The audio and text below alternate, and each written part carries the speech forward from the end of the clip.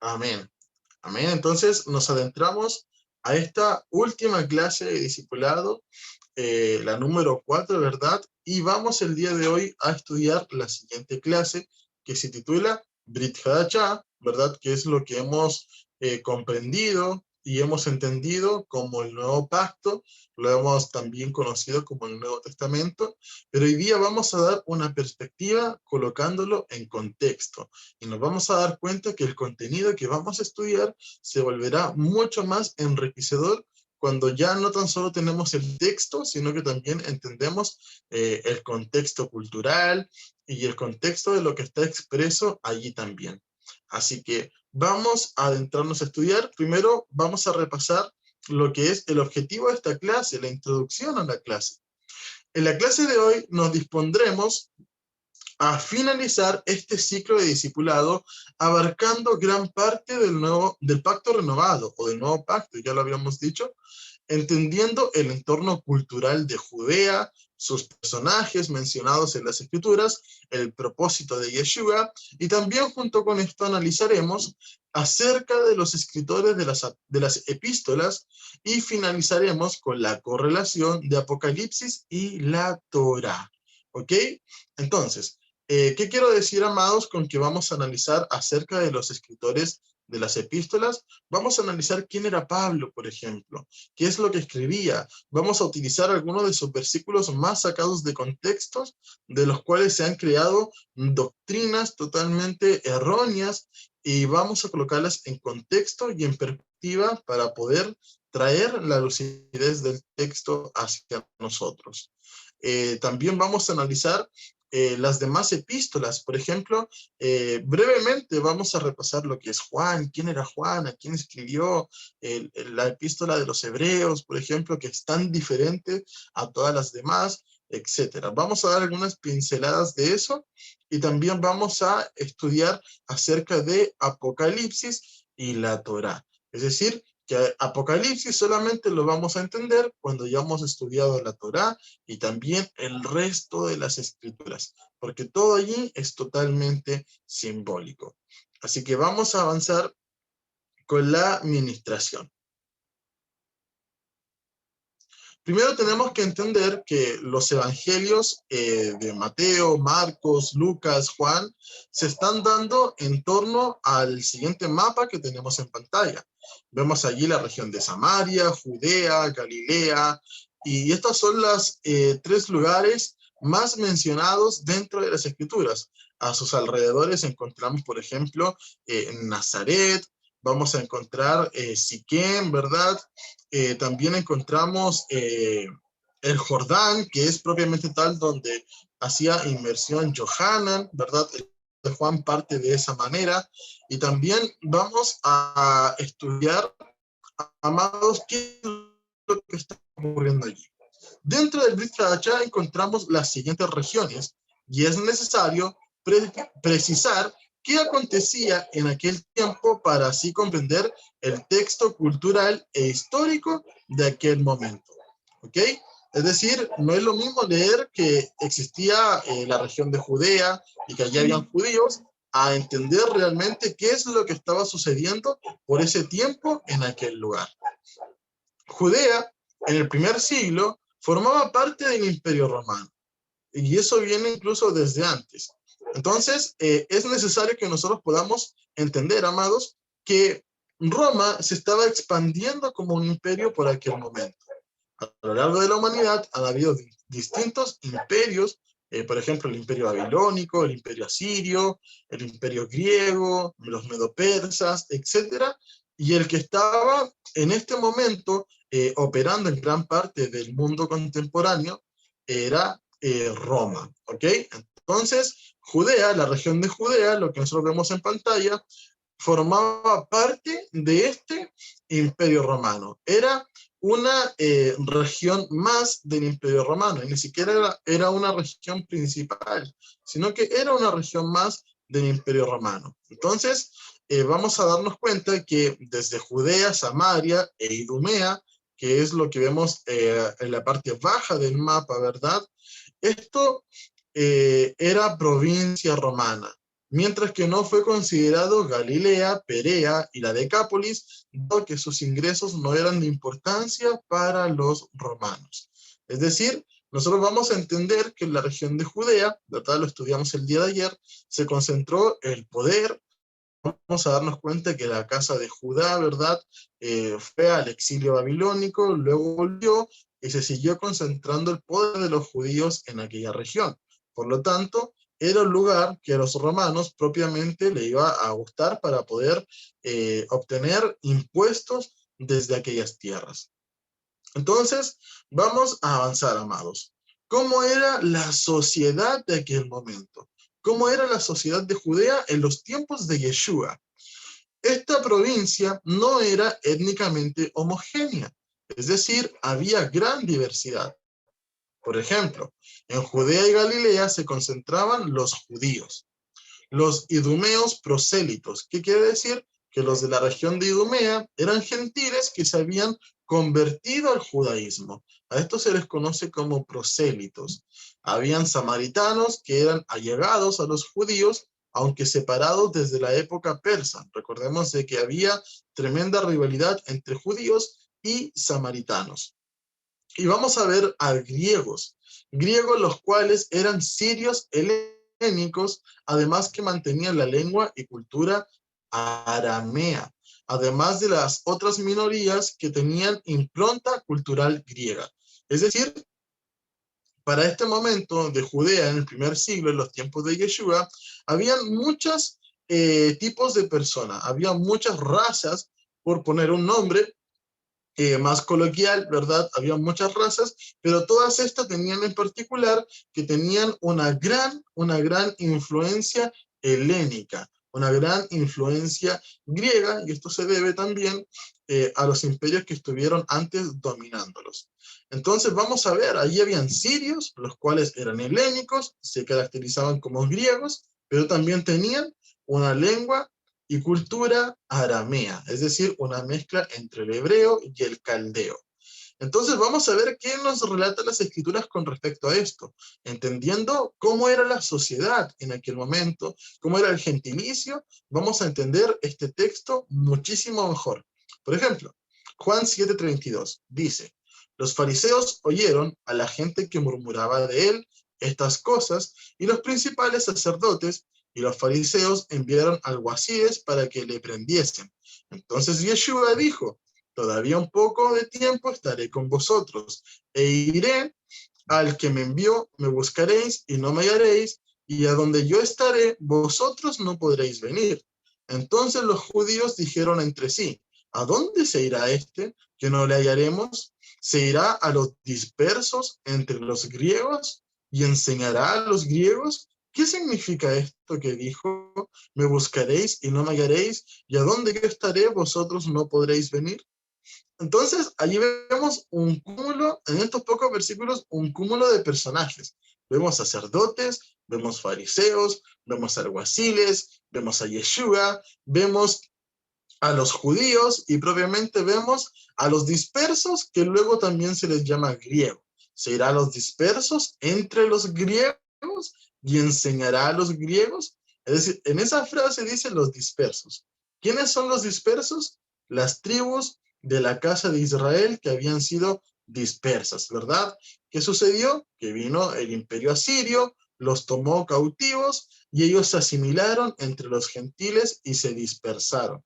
Entonces, ahora la identidad de la casa de Israel estaba tan perdida que incluso los judíos le llamaban a los dispersos griegos.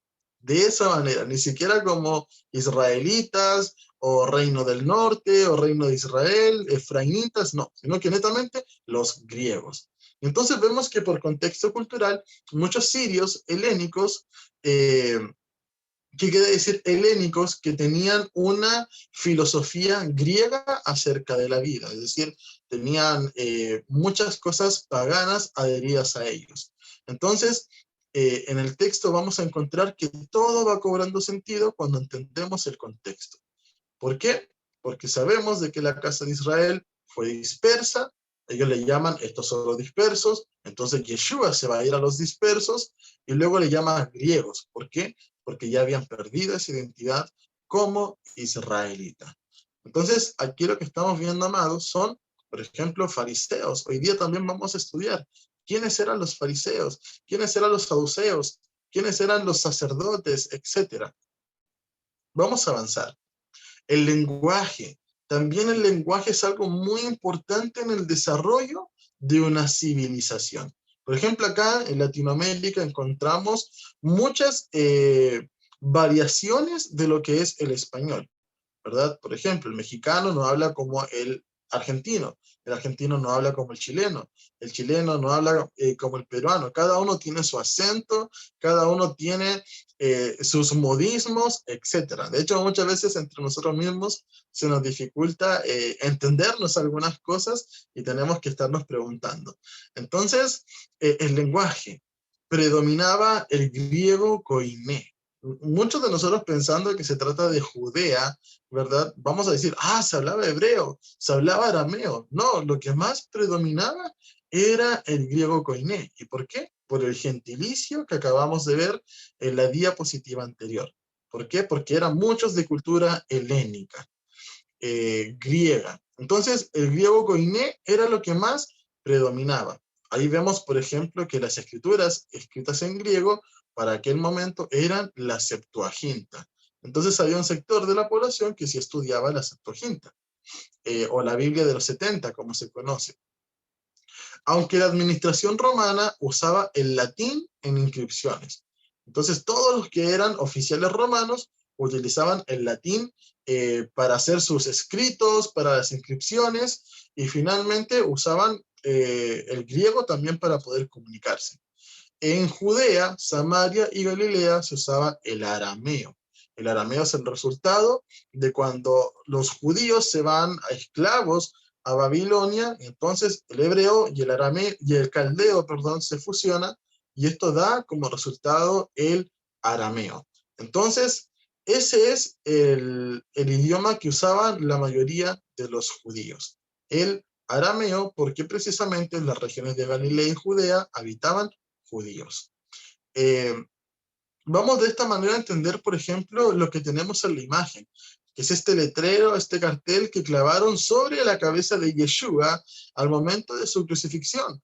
Escribió también Pilato un título que puso sobre la cruz, el cual decía, Yeshua Nazareno, rey de los judíos. Y muchos de los judíos leyeron este título porque el lugar donde Yeshua fue crucificado estaba cerca de la ciudad y el título estaba escrito en hebreo, en griego y en latín. Nosotros antes nos podíamos haber preguntado, pero ¿por qué está escrito en 3 idiomas? Ahora entendemos por qué. Y esto también nos denota que Yeshua no fue un personaje que pasó totalmente desapercibido. ¿Por qué? Porque por algo se le hizo esta inscripción, no tan solo apuntándole como un rey, sino que también en estos 3 idiomas que eran lo que hablaba la gente de aquella región. Entonces, es así como vemos el hebreo, ¿verdad? Que se lee de derecha a izquierda, Yeshua Hanotri, Bemelech, Ha Yahudim. Si nosotros vemos las primeras iniciales, Yud, Hei, Bab, Hei. ¿Ok? Y así también lo vemos con el nombre griego, ¿verdad? Iosus, ¿verdad? Iosus, y también lo vemos con la inscripción en latín. Por ejemplo, es de allí donde sale el famoso INRI, por las iniciales, la I, la N, la R y la I nuevamente. Entonces, eso es necesario que nosotros lo comprendamos. Ahora que ya entendemos cuál era el lenguaje de aquel momento, se nos abre toda la vista para que cuando leamos esto vamos a decir, ya sé por qué habían 3 lenguajes, o ya sé por qué hablaban de esta manera, o ya sé por qué algunas personas tenían rencillas. Y ahora vamos a analizar los personajes más mencionados dentro de lo que es los 4 evangelios. La idea es que podamos revisar algunos de los más connotados, pero que usted pueda seguir averiguando con respecto a ellos. Por ejemplo, cuando aparezca algún título de alguna persona, usted lo puede averiguar, lo puede investigar, y ahora entendiendo contexto, se le va a hacer mucho más enriquecedora la lectura y el estudio. Entonces, vamos con los publicanos. Muchas veces nosotros nos preguntamos, ¿pero por qué tanto odio con los publicanos si los pobres publicanos los tienen sometidos a un trabajo que ellos no quieren hacer? Y bueno, esto no era del todo cierto. Los publicanos eran grupos de recaudadores de impuestos. Estos no eran funcionarios del Estado romano, sino más bien pagaban una patente al Estado romano para ejercer el derecho a la recaudación y quedarse con todo lo que pudieran sacar por sobre la suma. Por ejemplo, ¿qué hacían ellos? Le pagaban al Estado romano y decían, ¿sabes qué? Yo quiero operar como recaudador de impuestos, aquí pago el arriendo, la patente, para poder operar de esta manera. Entonces él cobraba los impuestos a los judíos para el Estado romano, y todo lo demás que pudiera sacar sería para ellos. Por eso se les llama ladrones, se les llama de un montón de manera en las escrituras. Y Yeshua les insta a que no cobren de más, que sean justos. Entonces, en Marcos 9 encontramos la siguiente situación. Al irse de allí, Yeshua vio a un hombre llamado Mateo, sentado a la mesa de recaudación de impuestos. Sígueme, le dijo. Mateo se levantó y lo siguió. Mientras Yeshua estaba comiendo en casa de Mateo, muchos recaudadores de impuestos y pecadores llegaron y comieron con él y sus discípulos. Cuando los fariseos vieron esto, le preguntaron a sus discípulos, ¿por qué come un maestro con recaudadores de impuestos y con pecadores? Entonces, esto nos enseña, hermanos, por qué eran mirados con tanto desprecio. Todas estas perlitas que vamos desprendiendo de la palabra, por ejemplo, en algún momento hemos podido pensar de que los fariseos tenían toda falta de respeto contra Yeshua, pero aquí vemos que le consideraban un maestro. ¿Por qué un maestro como tú come con pecadores? Eso es lo que le decían a él. Entonces, eso también nos va abriendo los ojos a poder dilucidar de qué manera era mirado Yeshua por la sociedad que le rodeaba. Es decir, Yeshua para los fariseos era un maestro. Vamos a continuar avanzando. Vamos a ver otro personaje, los celotes. Los celotes eran hombres celosos de la ley. Estaban llenos de celo de la ley. Estos celotes se desprendían de los fariseos. Es decir, desde allí surgieron.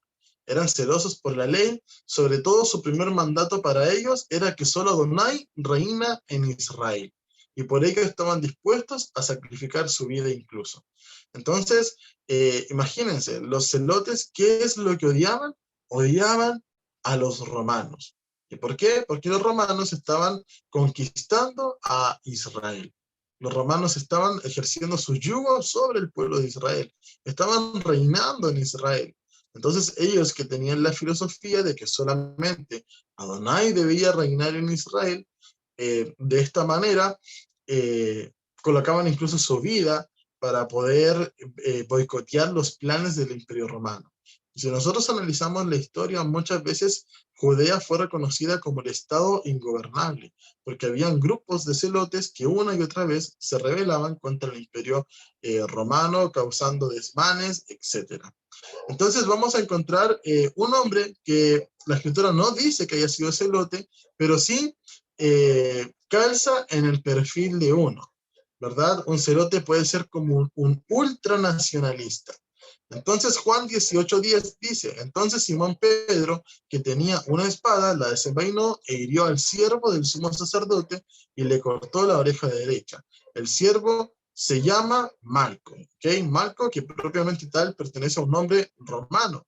Entonces, de esa manera vamos viendo cómo actuaba un celote. Es decir, Pedro tenía todas las de perder. Habían soldados a su alrededor, estaba la guardia del templo, estaban capturando a Yeshua, fácilmente podía ser prendido, pero no le importó nada, sacó su espada. ¿Por qué? Porque era un hombre celoso.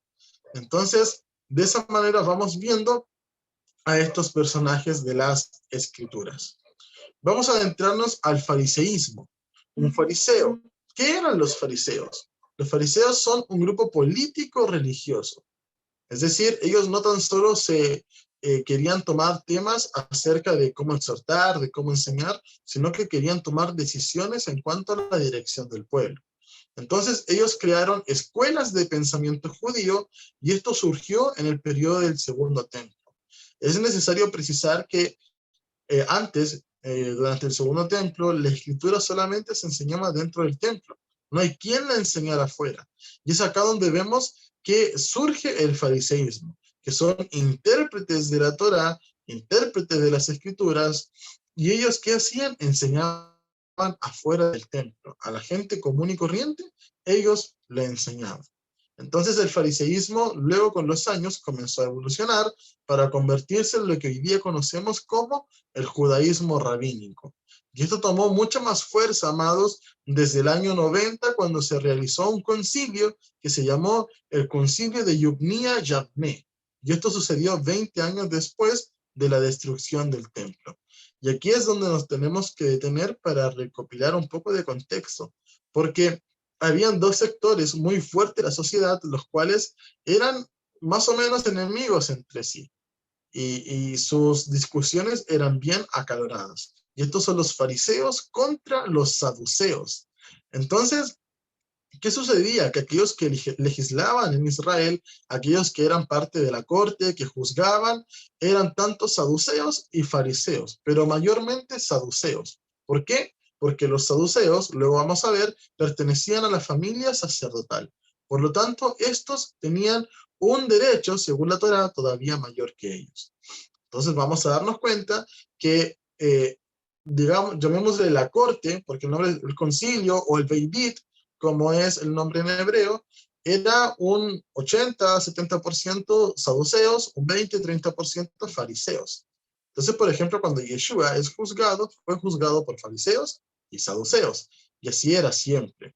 Pero ¿qué es lo que sucede? Que el año 70, después de la era común, o después de Cristo, si usted le quiere llamar, sucede que el templo es destruido, y sin templo ya no hay fariseos, perdón, ya no hay saduceos.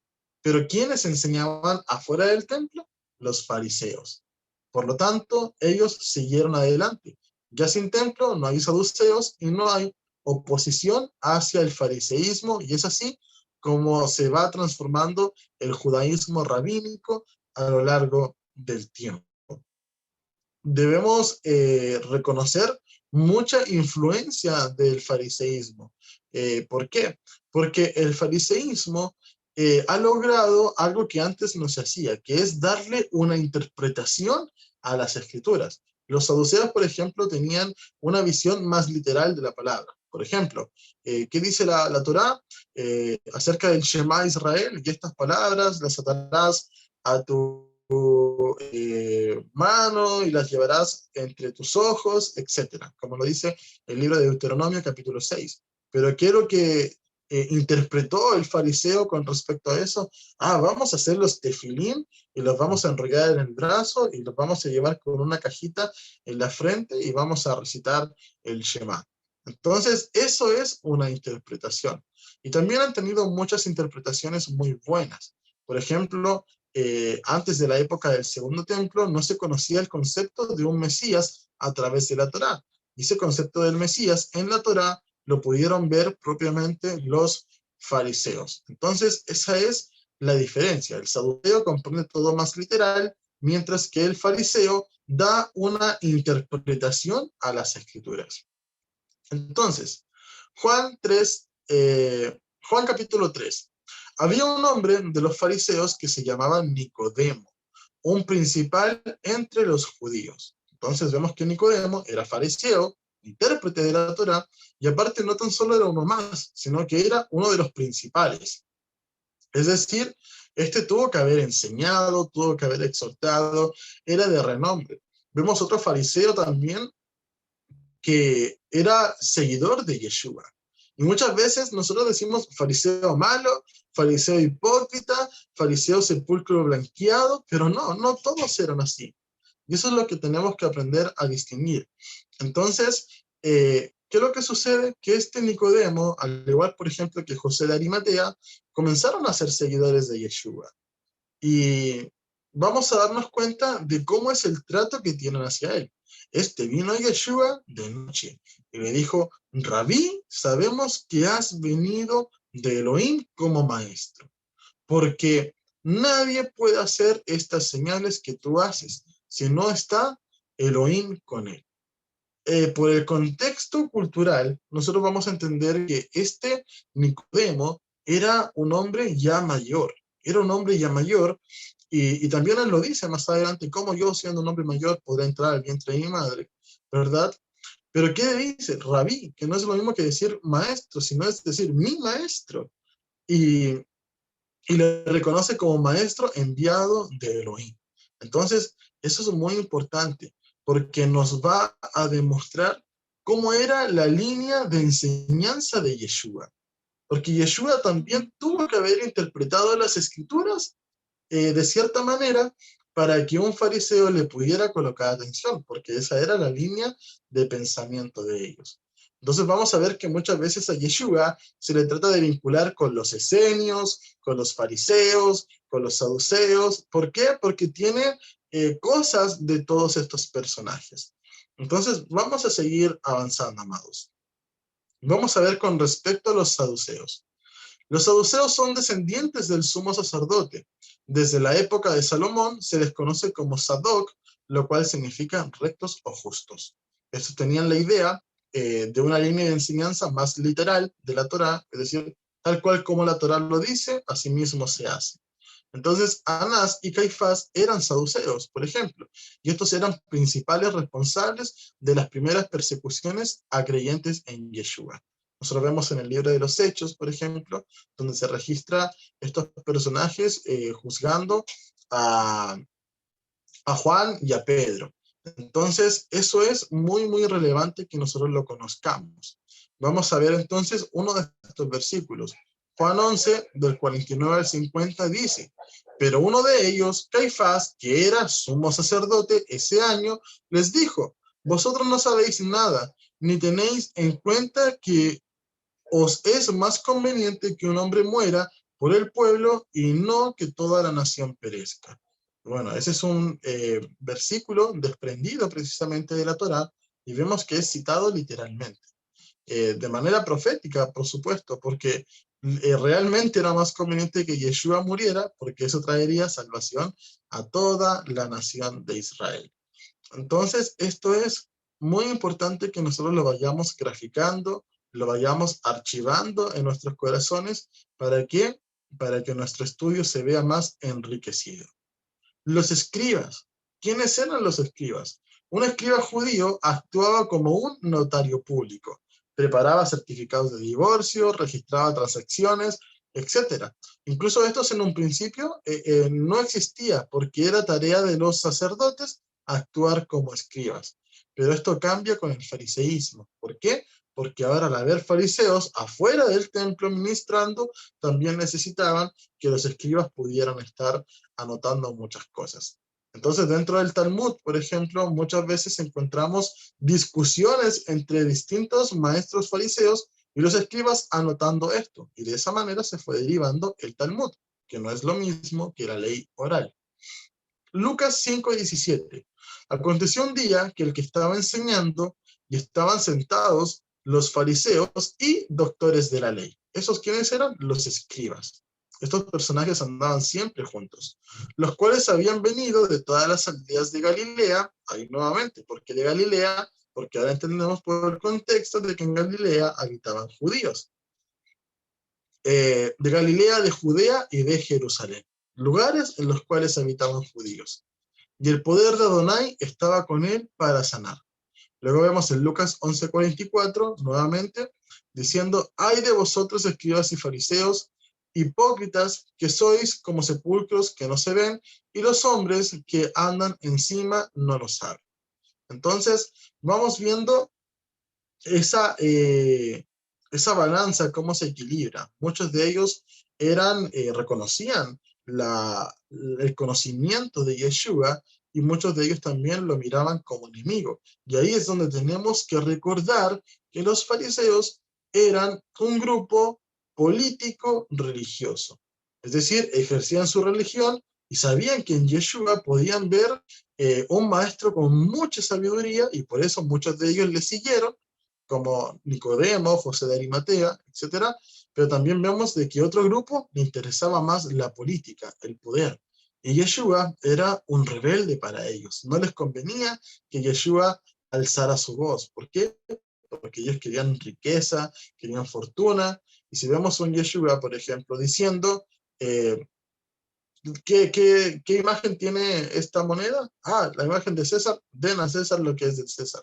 Entonces, eso muchas veces no les convenía a los fariseos. Eso muchas veces no era conveniente para ellos. Y además de que él traía la enseñanza al pueblo, traía la enseñanza al que no conocía, traía la doctrina del Padre, ¿verdad? Que era sin añadidura, que era la Torá tal cual como fue dada, y eso fue lo que a ellos les importunó. Muchas veces vemos a Yeshua discutiendo con ellos, cuando les dice fariseos hipócritas que van y recorren cielo, mar y tierra para hacer un prosélito, y luego lo hacen más hijo del infierno que ustedes mismos. Entonces él dice a los discípulos de los fariseos, lleven mi yugo y mi carga, porque este es fácil y ligero, no como los fariseos que atan cargas pesadas. Entonces, ¿cuál era el yugo y la carga de Yeshua? Solamente la Torá. ¿Y esta carga cómo era? Era ligera. Incluso uno de los discípulos de Yeshua, que fue Juan, escribe, ¿verdad?, que los mandamientos del Eterno no son gravosos ni son difíciles de llevar. Entonces, ahí vemos que se respaldan las palabras de Yeshua. Él aprendió de Yeshua a guardar la Torá, ponerla por obra, sin contaminación, sin levadura, y de esta manera él dice, los mandamientos del Padre no son gravosos. Eso testimonia que las palabras de Yeshua son verdad. Así que eso es muy normal, era muy normal dentro de Judea, de Galilea, de Jerusalén, que muchas veces se disputaron entre maestros de la ley.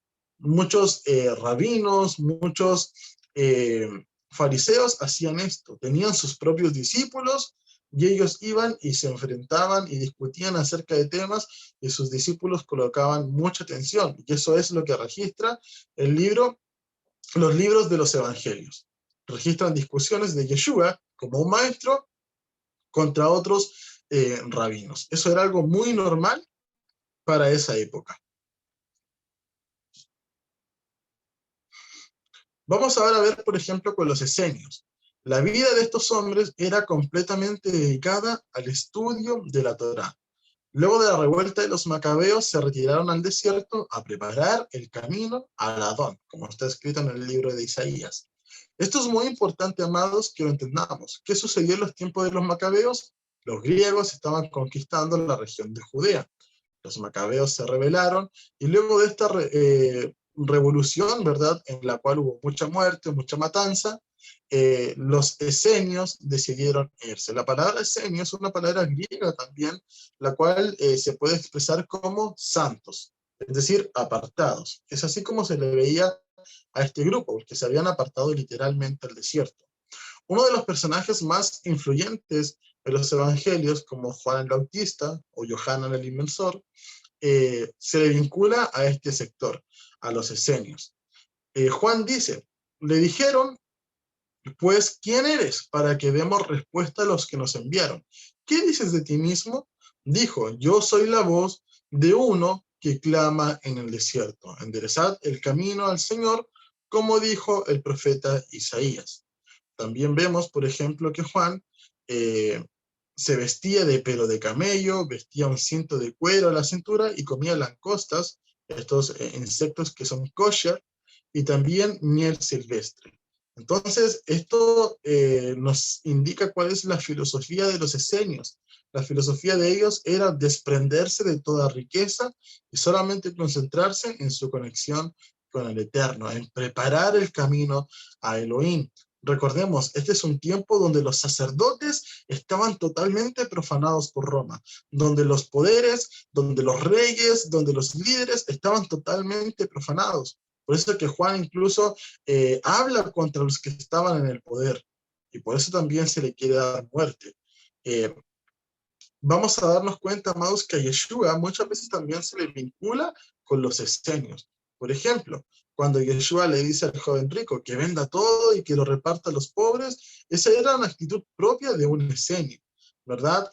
Pero, por ejemplo, vemos a Yeshua que estaba en el pórtico de Salomón para una fiesta de Hanukkah, para una fiesta de la dedicación, y los esenios no aceptan la fiesta de Hanukkah al no ser una fiesta escritural. Entonces, allí vemos muchas de esas perlitas que las vamos comprendiendo a medida que más y más y más aumenta el conocimiento de aquel momento que se vivía en Judea.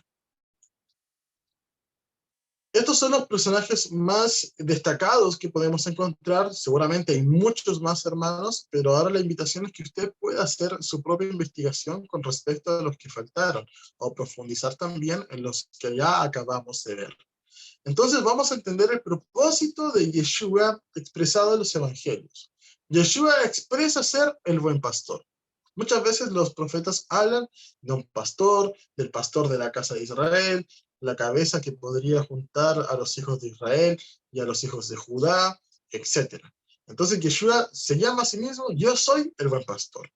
El mismo Elohim dijo a través de los profetas, yo mismo iré por mis ovejas. Yeshua viene a buscar a las ovejas que se habían perdido. La casa de Israel, para estas ser reedificadas sobre la roca. Cuando él le dice a Pedro, ¿quién soy yo? Pedro le dice, tú eres el Mesías, el hijo del Elohim viviente. Y Yeshua le dice, que te digo que tú eres Pedro, sobre esta roca. ¿Cuál roca? La afirmación que Pedro acababa de decir, que él era el Mesías, el hijo del Elohim viviente. Sobre esta roca reedificaré. La Reina Valera, por ejemplo, dice edificaré. La palabra es oikodomeo en griego y significa reedificaré mi iglesia, mi eclesía, mi congregación. ¿Cuál congregación? La congregación de los hijos de Israel.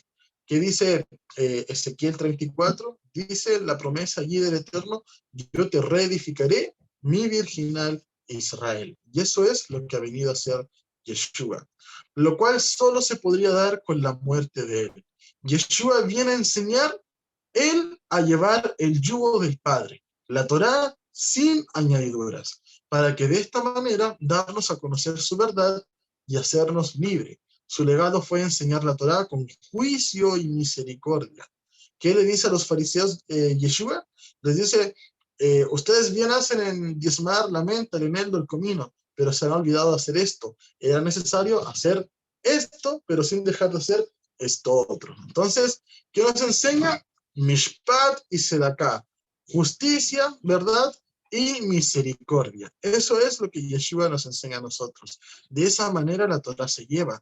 De esa manera la Torá se vive, con juicio y con misericordia. Pues sin misericordia solamente es un ritualismo.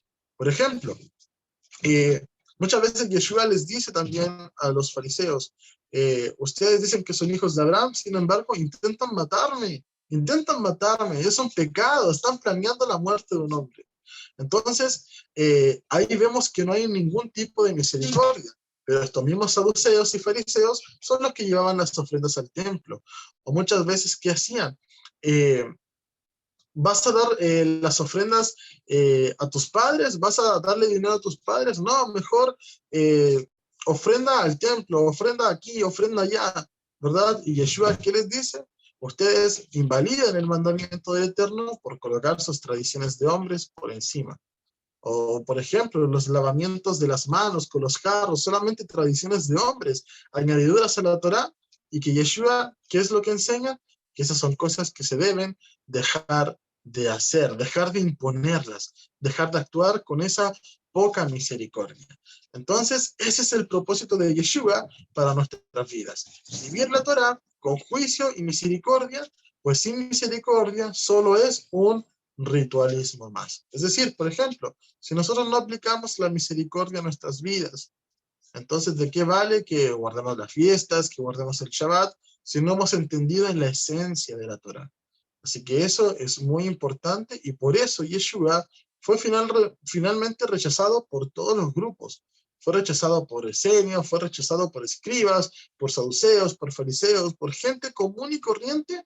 ¿Por qué? Porque el mensaje de Yeshua no estaban acostumbrados a poder oírlo, no estaban acostumbrados a poder escucharlos. Todos y cada uno habían acomodado la Torá a su estilo de vida, a su modo de vida. Pero cuando Yeshua trae esta Torá pulcra, la desconocieron. Y eso es tremendamente profético, porque ya, si no me equivoco, el libro de Oseas dice, les escribí las maravillas de mi Torá y la tuvieron por cosa extraña. Y sucedió exactamente lo mismo en el periodo de Yeshua. Trajo la Torá, la vieron por cosa extraña y finalmente Yeshua, al igual que muchos de los profetas que trajeron la Torá, le dieron muerte. Así que esto es profético para nuestros días. Si usted quiere ser portador de la Torá, tiene que saber lo que Yeshua ya advirtió a sus discípulos. Y cuando Yeshua lo advirtió a sus discípulos, él no estaba hablando metafóricamente. Él dijo, aquel que desea seguirme no tendrá dónde recostar su cabeza, ¿verdad? A Pedro, por ejemplo, le dice, te llevarán a un lugar donde tú no quieres estar. Y allí fue llevado Pedro para que le dieran muerte. Entonces, esto es muy cíclico, amados. Usted no espere besos y abrazos por llevar la Torá. Que a nadie le dieron besos y abrazos por llevar la Torá del Eterno. Entonces, con esto, vamos a pasar al libro de los Hechos. El libro de los Hechos es una carta enviada por Lucas a Teófilo. Lucas ya había enviado una anterior, lo que es el Evangelio de Lucas, él lo había escrito para Teófilo.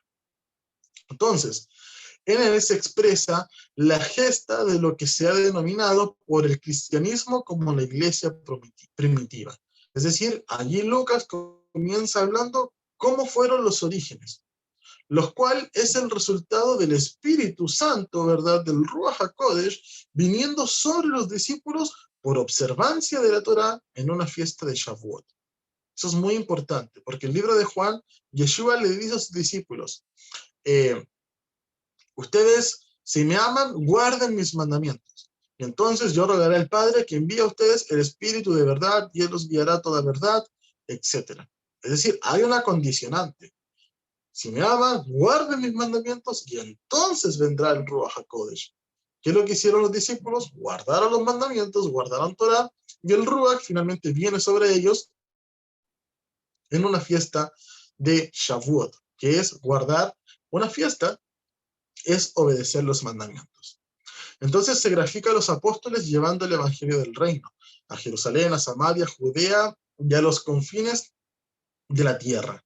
Aquí encontraremos el primer concilio, el concilio de Jerusalén, el cual muchos han utilizado de mala manera para decir que solamente hoy día no hay que comer sangre, no hay que comer ahogado, no hay que tener sacrificio a los ídolos, y hay que abstenerse de fornicación, ¿verdad? Muchos dicen, no, hoy día tenemos que hacer solamente estas 4 cosas, y ni siquiera esas 4 cosas hacen, porque la gente sigue comiendo sangre, la gente sigue sacrificando a los ídolos, celebrando Navidad, paganismo, la gente sigue viviendo en fornicación, se divorcian, se casan, se divorcian, se casan, tienen relaciones en promiscuidad, etc. Entonces, eso es muy importante, amados, que nosotros entendamos el real contexto.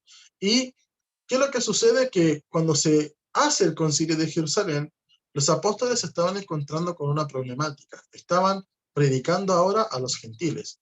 La predicación primero se dio a los judíos. Eso tenemos que entenderlo nosotros. Primero se les dio a los judíos y luego a los gentiles. Si a un judío le decías que tienes que guardar la Torá, para ellos no iba a ser la gran novedad. Solamente tenías que descontaminarlos de su paganismo, de sus herencias rabínicas, etc. Y tenían que aceptar a Yeshua.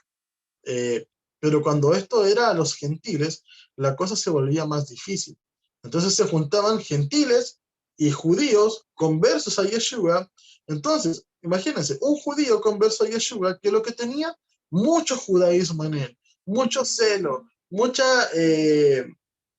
perspicacia, mientras que el gentil traía mucho paganismo. Entonces, ¿qué decía el judío al gentil? No, tú te tienes que circuncidar, tú tienes que hacer esto. ¿Por qué? Porque el judío fue educado toda su vida que si un gentil se convertir a Israel, tiene que ser circuncidado. Entonces, ahora los apóstoles, ¿qué decían? No, crean en Yeshua, y luego, ¿verdad?, guarden toda la Torá, porque creyendo en Yeshua ya son parte del pueblo de Israel. ¿Qué decían los otros? No, ¿sabes qué? Tienes que circuncidarte sí o sí. Entonces, para eso fue este concilio, para ver de qué manera podían abordar la conversión de los gentiles a Yeshua, a ser parte del pueblo de Israel. Entonces acordaron estas 4 cosas, que por ellas comenzaran, y son muy profundas, amados, porque el sacrificio a los ídolos, abstenerse de eso, significa no adorar dioses ajenos, significa no hacer esculturas, significa no entregar a tus hijos a otras religiones, ¿verdad? Como la Torá lo expresa, no entregarás a tus hijos a los cananeos, porque ellos harán que vayan en pos de ídolos, en pos de dioses ajenos. Entonces, el sacrificio a los ídolos embarca muchísimas cosas. Así también vamos a darnos cuenta que se menciona que se deben abstener de fornicación. Y las leyes de sexualidad son muchísimas en la Torá. No ves la desnudez de tus padres, de tus parientes, la zoofilia está prohibida, etc. Entonces, hay muchos mandamientos que se desprenden de allí. Así que es muy importante. No son solamente 4 cláusulas, son muchas más expresas. Y luego dice que la Torá se deberá exhortar en los días de Shabbat. Dice que Moshe ya es predicado de Shabbat en cada sinagoga. Y por eso vemos, por ejemplo, que Pablo en el libro de los Hechos va a Antioquía, y en Antioquía, ¿qué hace? Le enseña a judíos y a griegos. Y uno dice, ¿qué hacen judíos y griegos conviviendo en una sinagoga y Pablo yendo allá a enseñarles? Bueno, todo eso ya se había acordado en el concilio de Jerusalén. Y uno se pregunta, ¿pero por qué habían sinagogas en Antioquía? Y bueno, Antioquía, como su nombre lo dice, de Antíoco, fueron una ciudad construidas para los judíos durante el imperio helénico. Entonces, eso es muy importante que nosotros lo entendamos. Así que de esa manera se gestó el primer concilio de Jerusalén. Nunca para decir que ya los gentiles no tienen que guardar la Torá, sino para decir que los nuevos creyentes partirán de a poquito y de Shabbat en Shabbat irán aprendiendo. Y lo más importante es que allí en Hechos 15 dice que los discípulos, los apóstoles estuvieron todos de acuerdo y el Ruach HaKodesh también estuvo de acuerdo con eso. Y déjeme decirle que el Ruach HaKodesh jamás estaría de acuerdo con que la Torá sea abolida, porque la esencia del Ruach es guiarnos a vivir por la Torá. Vamos a encontrar en el libro de los Hechos todo lo que es la doctrina apostólica. Y la doctrina apostólica se basa en la salvación a través de Yeshua y en guardar los mandamientos. Vea usted cómo Pablo enseñaba. Hechos 28-23 dice, y habiéndose señalado un día vinieron a él muchos a la posada, a los cuales les declaraba y les testificaba el reino de Elohim desde la mañana hasta la tarde, persuadiéndoles acerca de Yeshua, tanto por la ley de Moisés como por los profetas. Es decir, los apóstoles enseñaban acerca de Yeshua por medio de la Torá y por medio de los profetas. Y eso es lo que no se hace en ninguna iglesia cristiana. ¿Y quién dijo eso? El propio Yeshua. Cuando en Juan 5:31 dice, eh, allí dice Yeshua, ustedes estudian las Sagradas Escrituras porque en ellas creen hallar la vida eterna y ellas dan testimonio de mí. Luego más abajo dice, si le creyeran a Moshe, me creerían a mí porque Moshe escribió acerca de mí. Entonces es lógico que a través de la Torá y los profetas podamos conocer verdaderamente a Yeshua. Vemos allí la imagen, por ejemplo, de una inmersión, de un bautismo. El libro de los Hechos declara perfectamente cómo se debe hacer y esta es en el nombre de Yeshua. En el nombre de Yeshua. Nosotros vemos, por ejemplo, al etíope cuando se le hizo la inmersión a través de Felipe. Felipe, ¿qué le declaró? El libro de Isaías, se lo explicó. Y de Isaías pudieron llegar a Yeshua y de esa manera él quiso ser inmerso. Entonces, esa es la doctrina apostólica expresada en el libro de los Hechos. Conocer a Yeshua a través de la Torá y de los profetas. Eso es muy importante, amados hermanos, y entender también que la inmersión es en el nombre de Yeshua. Vamos a analizar acerca del apóstol Pablo. ¿Quién era Pablo? Al pertenecer a la tribu de Benjamín, usted dirá, pero ¿por qué Pablo es de la tribu de Benjamín y es judío? Bueno, porque el reino del sur se comprendía por la tribu de Judá y por la tribu de Benjamín. Por eso todos los de la tribu de Benjamín eran perfectamente judíos, porque el reino se llamaba Judá. Entonces, al pertenecer a la tribu de Benjamín, sus padres le asignaron el mismo nombre del primer rey de Israel que perteneció a esta misma tribu, que es el rey Saúl, ¿verdad? O en hebreo Shaul. Su segundo nombre, dado a su natalicio romano, era Pablo, etimológicamente significando poco. Entendiendo esto, vemos su doble nacionalidad. Es decir, Pablo era hijo de padres judíos, pero él nació en Roma, ¿verdad? Él nació bajo el Imperio Romano, entonces era romano de nacimiento, pero de herencia sanguínea judía. Entonces su familia eran judíos fariseos, eran de cultura helenística porque vivían dentro de Roma, pero luego de su educación, ¿verdad? Pablo se educó como un ciudadano romano y luego de su educación, que posiblemente en alguna sinagoga que estuviera en medio de Roma, fue educado, fue enviado a Jerusalén a las mejores escuelas de los mejores doctores de la ley, como lo es Gamaliel. Gamaliel fue uno de los rabinos más connotados en el primer siglo. Por ejemplo, cuando le llevaron a algunos discípulos de Yeshua al concilio a ser juzgados, allí en medio de ellos estaba Gamaliel. Y Gamaliel dijo, no, suéltenlos, suéltenlos. Si al final, si este relato de ellos no persevera, rápidamente se va a extinguir. Esa frase del libro de los Hechos lo dice Rab Gamaliel, el rabino Gamaliel. Y Pablo fue su alumno. Entonces veamos qué dice Pablo de sí mismo. Circuncidado al octavo día, del linaje de Israel, de la tribu de Benjamín, hebreo de hebreos, en cuanto a la ley, fariseo. ¿Qué quiere decir? Que él sea fariseo, yo soy intérprete. ¿Cómo yo estudié la ley? Como un fariseo, interpretándola, dándole interpretaciones al texto que voy leyendo. En cuanto a celo, perseguidor de la iglesia. En cuanto a justicia, que es en la ley irreprensible. Es decir, en cuanto a lo que es la Torá, él era irreprensible, guardaba los mandamientos perfectamente bien, porque así los conoció. Entonces, ¿qué es lo que hace Pablo? Pablo jamás abandonó la Torá, como muchos lo quieren señalar. Pablo jamás incluso abandona la ley oral. Pablo lo que abandona es la tradición de los ancianos. Todo lo que era el lavamiento de las manos, con los jarros, etcétera, todo eso fue lo que abandonó Pablo. Pero su esencia como fariseo jamás la abandonó.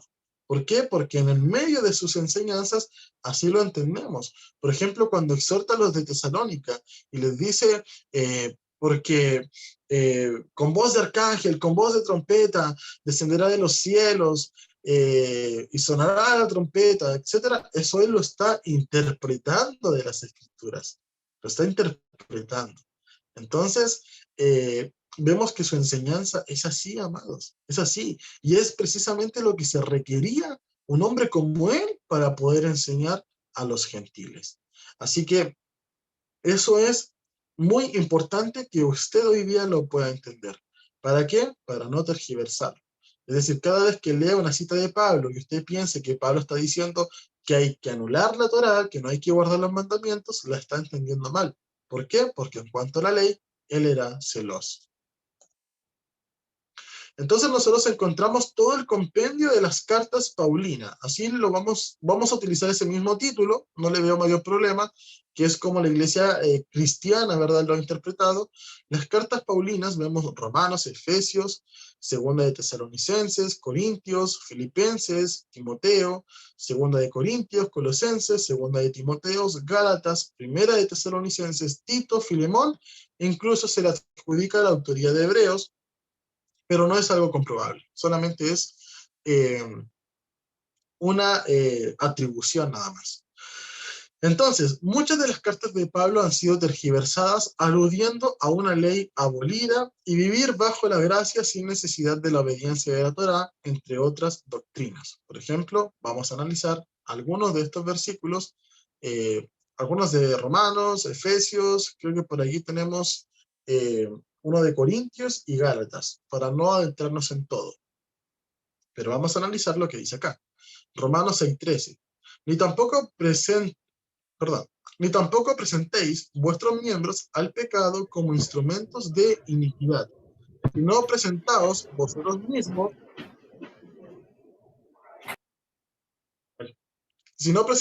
vosotros mismos, a Elohim como instrumentos de justicia, porque el pecado no se enseñoreará de vosotros, pues no estáis bajo la ley, sino bajo la gracia.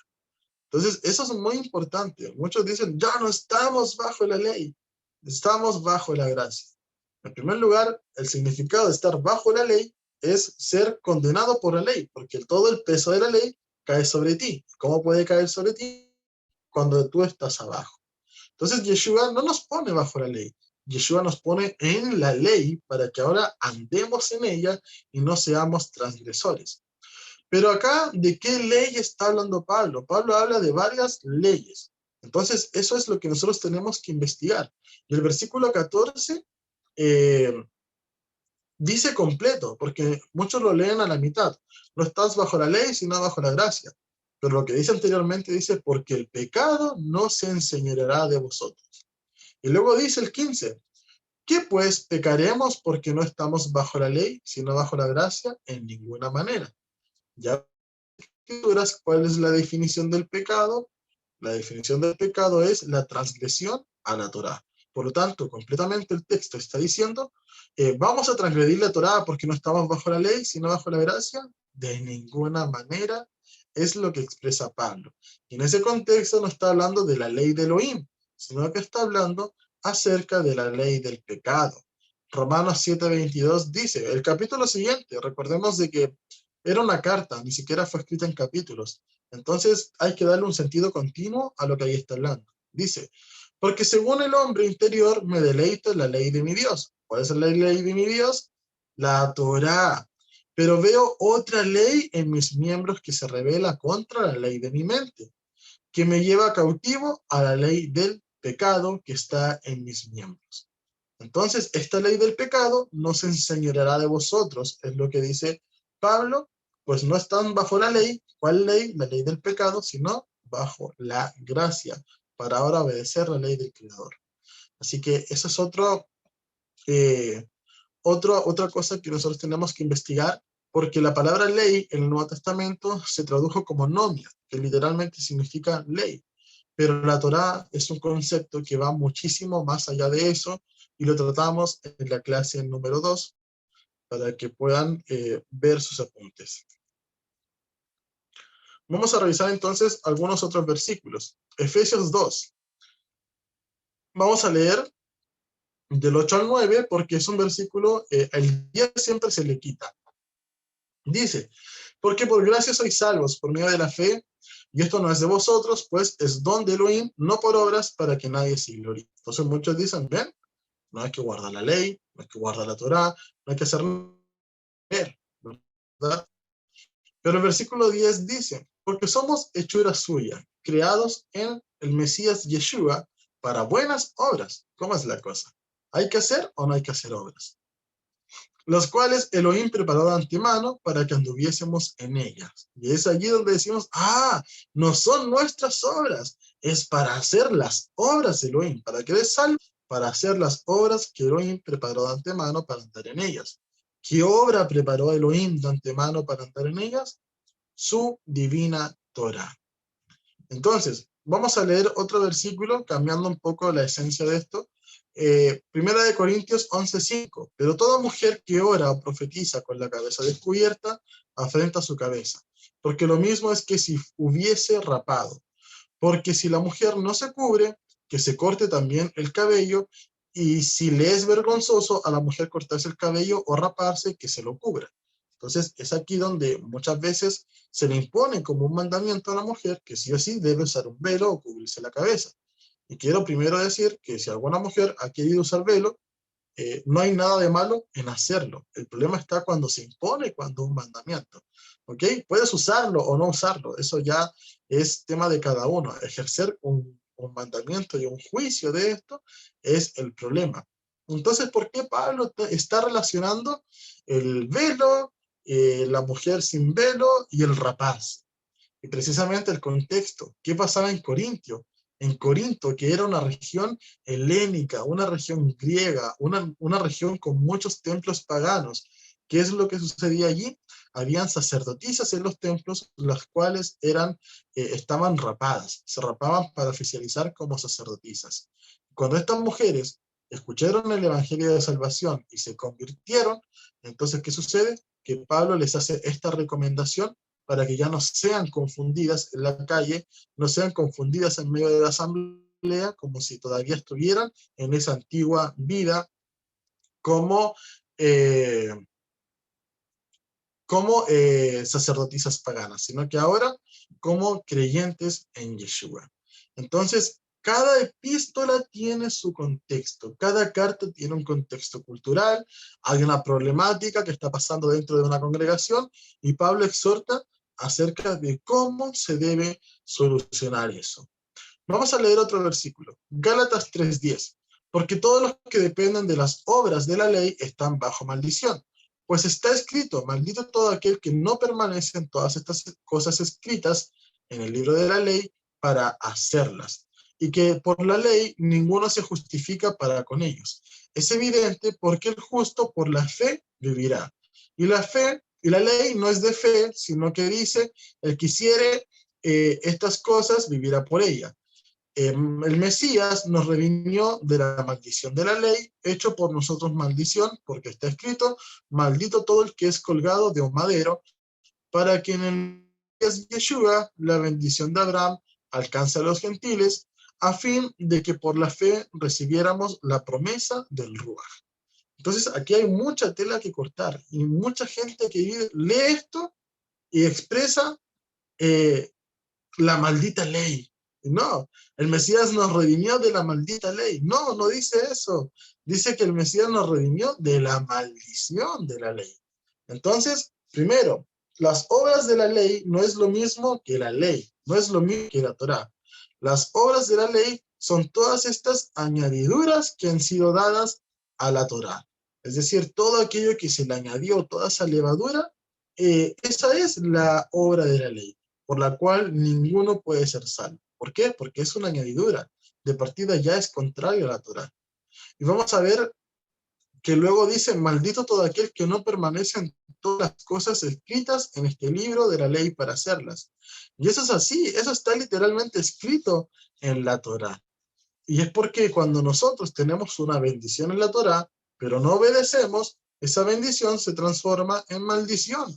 Y eso lo encontramos en todos los aspectos. Por ejemplo, si obedeces, el Eterno mandaría la lluvia a su tiempo. Si desobedeces, vendría sequía. Entonces, eso es muy importante que nosotros lo entendamos y lo vamos a entender cuando ya hemos leído la ley.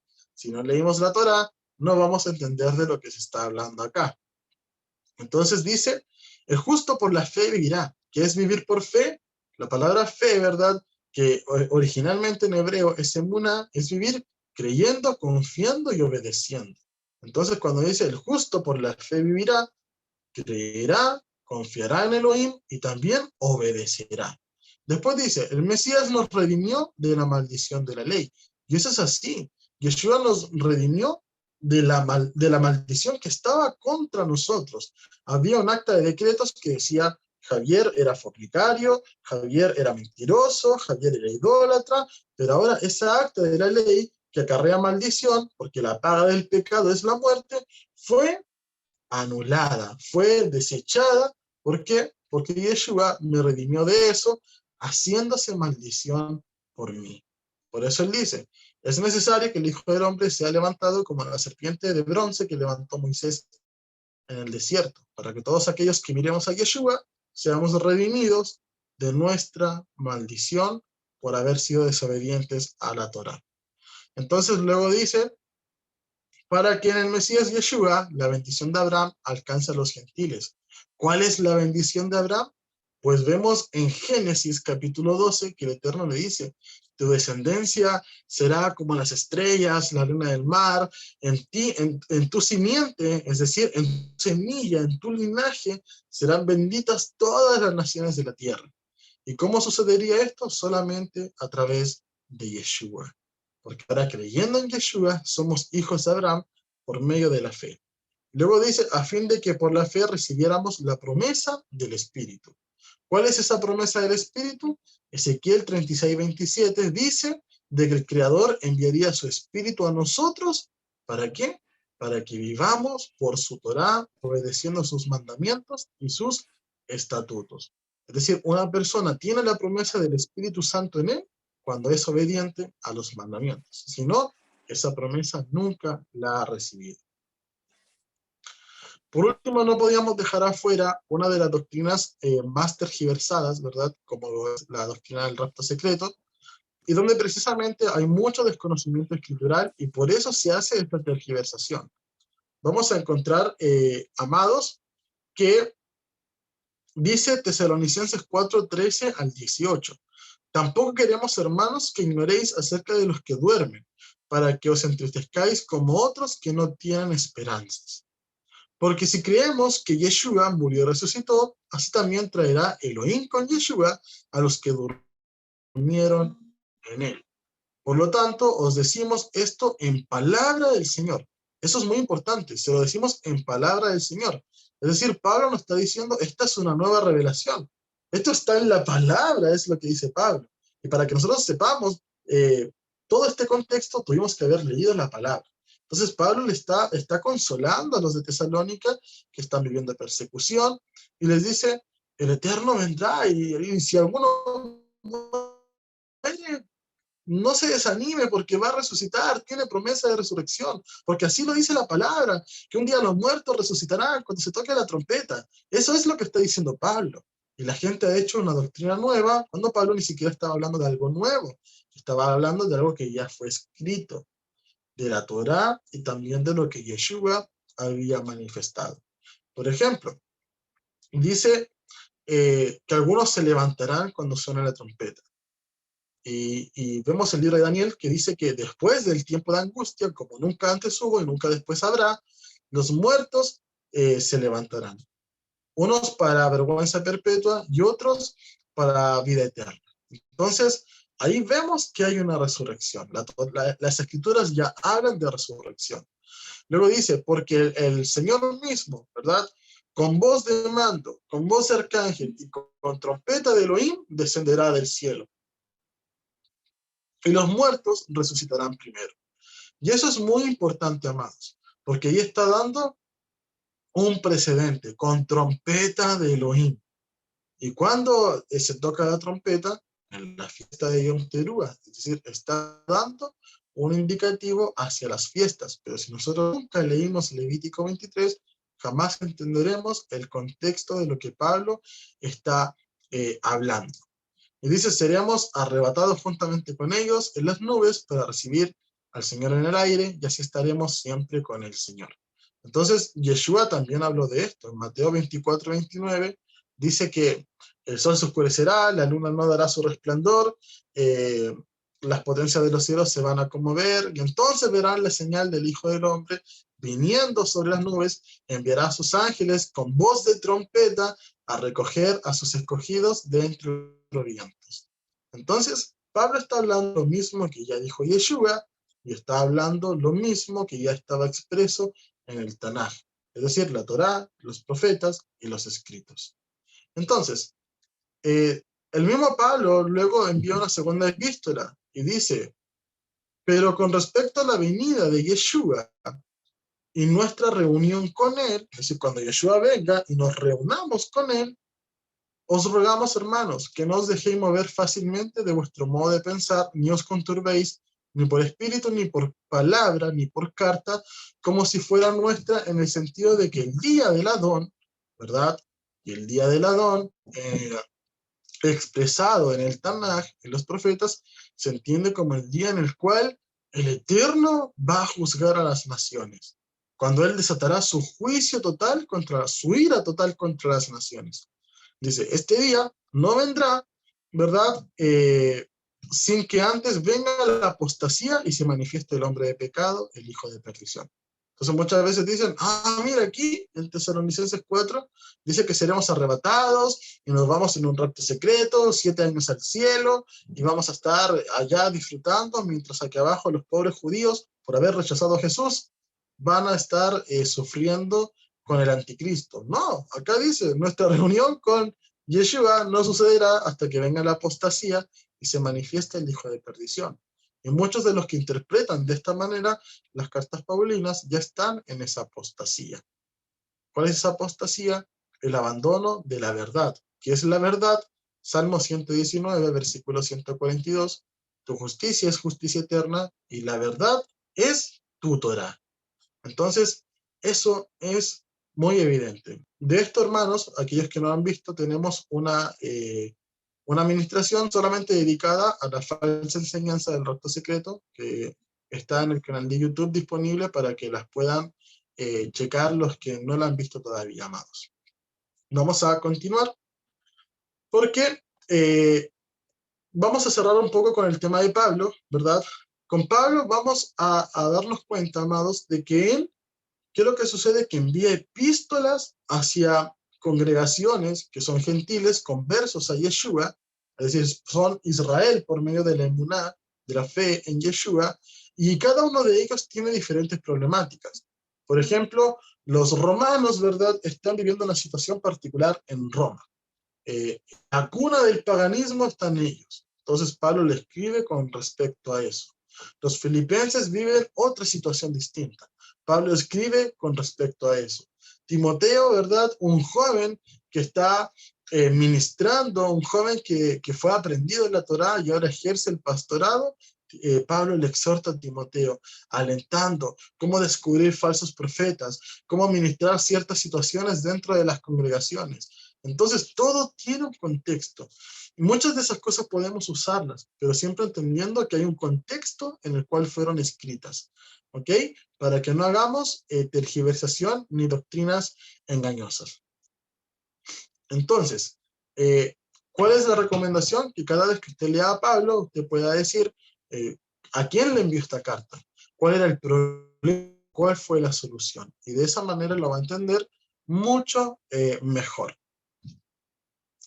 Las epístolas generales, ¿verdad? Las encontramos, por ejemplo, Santiago, primera y segunda de Pedro, primera, segunda y tercera de Juan, Judas y también el libro de Hebreos. Y esto es lo que vamos a ver rápidamente. Nosotros vemos, por ejemplo, los libros de Pedro que son exhortados hacia los que están en la dispersión. Por ejemplo, primera de Pedro, capítulo 1, versículo 1, dice, Pedro, apóstol de Yeshua, a los que están en la dispersión, en el Ponto, en Capadocia, en Galacia, a todos ellos le está enviando esa carta. Por ejemplo, Galacia, ¿quiénes son? Los Gálatas. Pablo también le escribió a los Gálatas.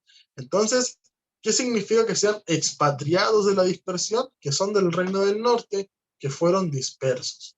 Ellos eran eso. Por eso es que Pedro, por ejemplo, a ellos les dice, porque ustedes son linaje escogido, real sacerdocio, nación santa, pueblo adquirido por Elohim. ¿Por qué? Porque en Éxodo 19 el Eterno ya se lo había dicho al pueblo de Israel. Entonces Pedro, ¿qué es lo que hace?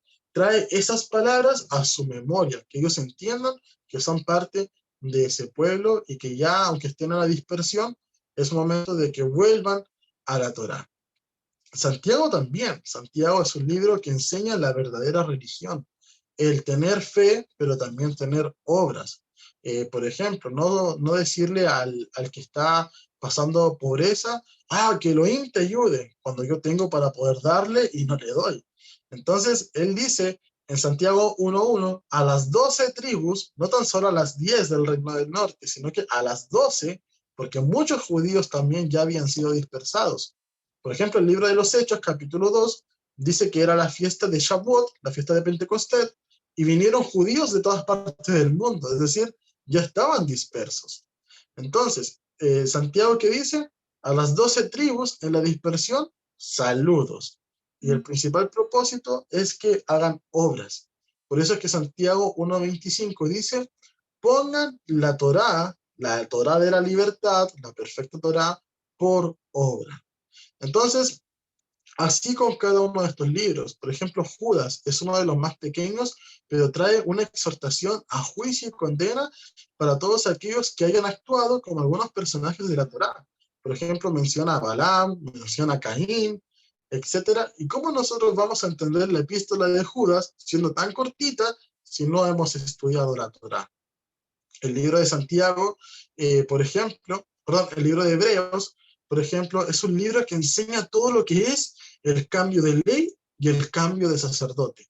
En eso se centra, porque ahora tenemos un sacerdote eterno que es Yeshua, sacerdote para siempre por la orden de Melquisedec. Entonces, ¿eso se trata de que ya la Torá haya que abolirla o que fue cambiada por otra? Por supuesto que no, porque lo que realmente el texto está diciendo es que con el traslado, no el cambio, sino que la palabra en griego, no recuerdo en este momento cuál es, estoy hablando ya de memoria, pero la palabra en griego expresa traslado y no cambio. Entonces dice, con cambio de sacerdote, es decir, el traslado del sacerdocio, también es necesario que la ley sea trasladada. El sacerdocio fue trasladado de la orden de Aarón a la orden de Melquisedec, que significa dos palabras, rey justo, Melech, Sadik, Melquisedec, rey justo. Con ese cambio también es necesario que la Torá sea trasladada. ¿Y cómo? De las tablas al corazón. Y eso es el nuevo pacto. Por eso que el libro de Hebreos 10:16 cita lo que dice Jeremías 31:33. Este es el pacto que haré con la casa de Israel en aquellos días. Pondré mi ley en sus mentes y la escribiré en sus corazones. Es decir, ya no están en las tablas, ahora está en el corazón nuestro para que las cumplamos. Entonces, eso es muy importante que lo podamos puntualizar y de esta manera, amados, vamos a adentrarnos al último libro de las Escrituras, que es el libro de Apocalipsis. Uno de los libros más tergiversados y con más morbosidad. ¿Cuántas películas, series, videos en TikTok muchas veces hemos visto con tanta morbosidad y desconocimiento hablando de Apocalipsis, como si eso no tuviera ninguna repercusión para la vida nuestra? Entonces, vamos a ver que en este libro se ignora cuál es su bendición y cuál es su castigo, su condena, su reprensión. Es imposible comprender este libro en su totalidad si no hemos leído tanto el Tanaj, es decir, la Torá, los profetas, los escritos. En la clase número 3 hablábamos cómo Ezequiel hablaba de un rollo, Ezequiel también hablaba de seres vivientes, etcétera, y todo eso también está en la Torá. Si no leemos Ezequiel, no vamos a entender la referencia de Apocalipsis. Entonces, y también el Brit Hadashah, es necesario que lo podamos comprender. Las referencias cíclicas están en cada versículo. Sin entender esto, primero caeremos en la exégesis, es decir, sacarlo de contexto.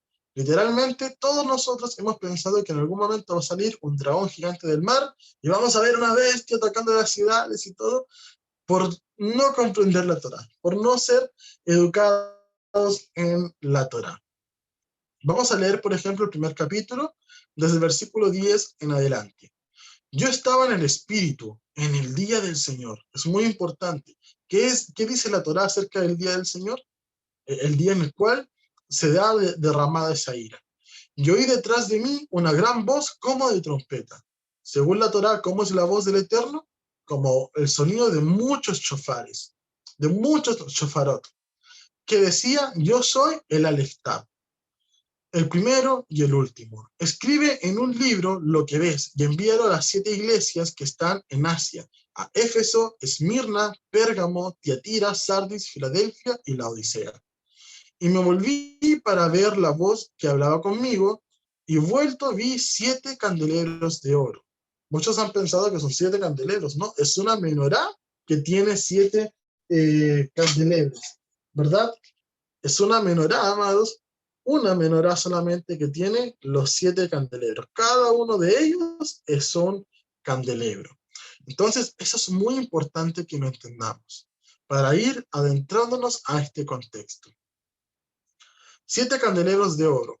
¿Qué dice el libro de Éxodo? Cuando el Eterno le reveló el tabernáculo a Moisés, le dice, labrarás una menorá de 7 candelabros y tendrá que ser de oro puro y tenía que ser labrada a martillazos.